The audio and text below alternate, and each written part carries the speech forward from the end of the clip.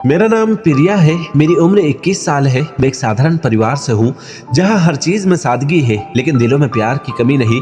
पापा सरकारी कर्मचारी है और माँ गृहिणी। मेरे छोटे भाई राहुल की उम्र 16 साल है और हम दोनों की दोस्ती सबसे खास है। मैं एक कॉलेज स्टूडेंट हूँ और पढ़ाई में ठीक ठाक हूँ। मेरी जिंदगी हमेशा एक ही रूटीन में चलती थी, कॉलेज जाना और फिर घर आकर माँ के कामों में हाथ बटाना और रात को राहुल के साथ बातें करना। लेकिन एक घटना ने मेरी सोच को बदल दिया। एक दिन मेरे चाचा का बेटा अमन, जो मुझसे उम्र में 4 से 5 साल बड़ा था, वह हमारे घर कुछ महीनों के लिए रहने आया। चाचा जी का ट्रांसफर दूसरे शहर में हो गया था और अमन को अपने नए कॉलेज के पास रहना था, इसलिए पापा ने उसे हमारे घर बुला लिया। अमन काफी शांत और पढ़ाई में तेज था। पहली बार जब मैंने उसे देखा तो मुझे कुछ खास महसूस नहीं हुआ, लेकिन धीरे धीरे मुझे उसके हाव भाव अजीब लगने लगे। अमन मुझे हमेशा अजीब नजरों से देखता था। जब भी मैं रसोई में होती तो वो वहीं खड़ा रहता। कभी कभी मैं महसूस करती कि वो मेरी हर हरकत पर नजर रख रहा है। एक रात मैंने देखा कि वो मेरे कमरे के पास खड़ा था और ऐसा लग रहा था जैसे कुछ छुपा रहा हो। मेरा दिल जोर से धड़कने लगा। मैंने माँ से कहा, माँ, अमन भाई हमेशा मेरे कमरे के आसपास क्यों खड़ा रहता है? माँ ने इसे हल्के में लिया और कहा, बेटा वो तुझे अपनी बहन समझता है, तू बेकार का सोच रही है। दिन बीतते गए और मेरा शक गहरा होता गया। अमन भाई अक्सर मुझसे बात करने की कोशिश करता लेकिन मैं उसे नजरअंदाज करती।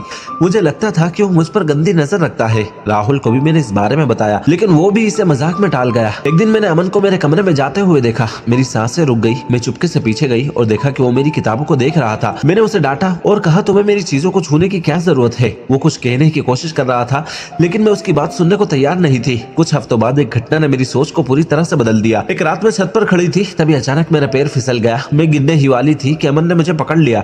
उसकी आंखों में डर और चिंता थी। उसने कहा, प्रिया, तुझे कुछ हो जाता तो मैं अपने आप को कभी माफ नहीं कर पाता। तू मेरी बहन है और मैं तुझे हमेशा सुरक्षित रखना चाहता हूँ। उसकी बातों ने मुझे हिला दिया। मैंने उससे पूछा, तो फिर तुम मुझ पर हर वक्त नजर क्यों रखते हो? उसने हंसते हुए कहा, मैं तुझे परेशानियों से बचाने के लिए ध्यान रखता था लेकिन तूने हमेशा गलत समझा। अमन ने मुझे अपनी बहन माना था और मैं अपनी गलतफहमी से उसे गलत समझ रही थी। अमन कुछ महीनों बाद चला गया। अमन के जाने के बाद मैं हर बार अपनी सोच पर सवाल करती, क्या मैं इतनी छोटी सोच की हूँ? क्या मैं दूसरों को समझने से पहले ही जज कर लेती हूँ? लेकिन इन सवालों ने मुझे और ज्यादा सतर्क बना दिया। मैंने खुद से वादा किया कि आगे से मैं किसी भी रिश्ते को परखने से पहले उसकी गहराई को समझने की कोशिश करूंगी। लेकिन मेरी जिंदगी ने जल्द ही एक और करवट ली। अमन के जाने के कुछ हफ्तों बाद मुझे अचानक कॉल आने लगे। कोई मुझे लगातार कॉल कर रहा था। शुरुआत में मैंने इसे नजरअंदाज किया लेकिन फिर कॉल्स का सिलसिला बढ़ने लगा। प्रिया, तुम बहुत खूबसूरत हो, तुम्हारी हर तस्वीर मेरे दिल में बस गई है। वो अनजान आवाज से मैं डर गई और सोचने लगी, आखिर ये कौन हो सकता है? मैंने पापा को ये बात बताई तो उन्होंने नंबर बदलवा दिया लेकिन कॉल से रुकने का नाम नहीं ले रही थी। एक दिन अमन अचानक हमारे घर वापस आ गया। उसने बताया कि उसकी पढ़ाई के सिलसिले में कुछ पेपर वर्क के लिए उसे इसी शहर में रुकना पड़ेगा। जब मैंने उसे देखा तो मुझे राहत महसूस हुई। उसके साथ एक अलग सा सुरक्षा का एहसास होता था। उसने मेरी परेशानी देखी और पूछा, तुम इतनी परेशान क्यों हो प्रिया? मैंने उससे सब कुछ बता दिया। उसने बिना समय गवाए मेरा फोन अपने हाथ में लिया और कहा, अब ये मेरा काम है, मैं देखता हूँ कि कौन है। अमन ने मेरे फोन से नंबर को ट्रैक किया और पता लगाया कि वो कॉल करने वाला कोई और नहीं बल्कि मेरा कॉलेज का सीनियर था जो मुझे लंबे समय से परेशान कर रहा था।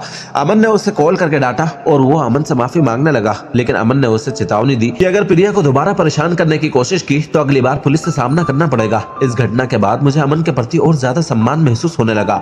हालात शांत हो गए थे लेकिन एक रात मैंने अमन को पापा के कमरे में सुना। वो कह रहा था, चाचा जी, मुझे लगता है कि किसी ने जानबूझकर प्रिया को डराने की कोशिश की है।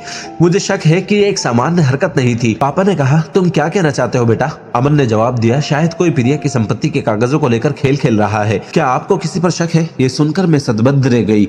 मुझे तो पता ही नहीं था कि मेरे नाम पर कोई संपत्ति है। अगले दिन अमन ने मुझे बताया और कहा, प्रिया, मुझे तुमसे कुछ जरूरी बात करनी है। उसने मुझे बताया कि मेरे नाम पर दादाजी ने एक जमीन छोड़ी थी जिसकी कीमत अब करोड़ों में है, लेकिन परिवार के कुछ लोगों को यह बात पसंद नहीं थी। शायद तुम्हें डराकर परेशान करके वो तुम्हें कमजोर बनाना चाहते हैं ताकि तुम उस जमीन के कागज खुद उन्हें दे दो। मैं सुनकर चौंक गई।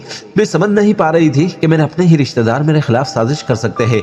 अमन ने मुझे समझाया था कि उस समय किसी पर भरोसा करना मुश्किल है। उसने कहा, तुम्हें अब हर कदम सोच समझकर उठाना होगा। मैं तुम्हारे साथ हूँ। अमन के साथ मैंने अपनी जिंदगी के इस नए पहलू का सामना करना शुरू किया। वो मेरे हर कदम पर साथ खड़ा रहा। धीरे धीरे मुझे यह एहसास हुआ कि रिश्तों की पहचान सिर्फ खून के रिश्ते से नहीं होती बल्कि साथ खड़े रहने वाले और निस्वार्थ प्यार से होती है। अमन की मदद से हमने पता लगाया कि जो मुझे परेशान कर रहा था वो कोई और नहीं बल्कि मेरी ही बुआ थी। उन्होंने ही ये सब प्लान किया था। जब ये सच्चाई सामने आई तो परिवार के सभी लोग हैरान हो गए। अमन हमेशा मेरे साथ रहा, उसके कारण मैंने खुद को मजबूत बनाना सीखा और अपने डर को खत्म किया। ये कहानी केवल गलतफहमियों और साजिशों की नहीं बल्कि रिश्तों की गहराई और विश्वास की भी है। अमन मेरे लिए सिर्फ एक भाई नहीं बल्कि मेरे जीवन का वो हिस्सा बन गया जिसने मुझे सिखाया कि जीवन में हर मोड़ पर धैर्य और विश्वास रखना जरूरी है। कभी कभी जो चीजें हमें डराती है वही हमें हमारी असली ताकत दिखाती है।